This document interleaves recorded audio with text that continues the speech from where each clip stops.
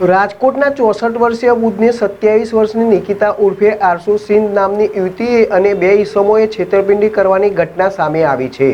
રાજકોટના 64 વર્ષીય વૃદ્ધને 27 વર્ષની નિકિતા ઉર્ફે આરસુ સિંહ નામની યુવતી અને બે ઈસમોએ ખંખેરી લીધાનો બનાવ પ્રકાશમાં આવ્યો છે।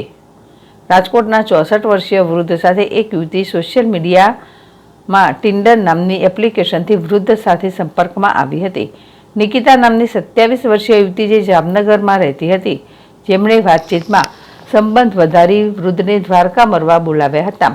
64 વર્ષીય વૃદ્ધે નિકિતા સાથે રાજકોટથી દ્વારકા પોતાની કારમાં લઈ ગયા, જ્યાં બે અજાણ્યા લોકોએ સ્વિફ્ટ કારમાં આવી પોલીસની ઓળખ આપી નિકિતા પાસે પર્સમાંથી ડ્રગ્સ જેવો દેખાતો સફેદ કલરનો પાવડર પકડવાનું નાટક કર્યું।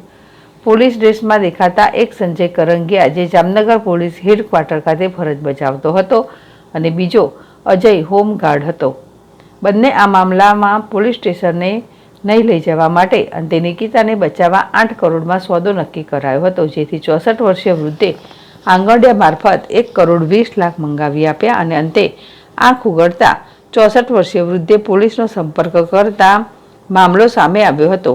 દ્વારકા પોલીસે તાત્કાલિક ફરિયાદ લઈ અને 27 વર્ષીય નિકિતા તથા પર્વત નામના 32 વર્ષીય આરોપી જામનગર વાળાને પોલીસ ઝડપી લીધા અને ફરાર બે આરોપીને પોલીસે પકડી લેવા ચક્રો ગતિમાન કર્યા છે। પોલીસે મુદ્દામાલ તરીકે હાલના નંબર વગરની સ્વિફ્ટ કાર પોલીસ ડ્રેસ કબજે કર્યો છે।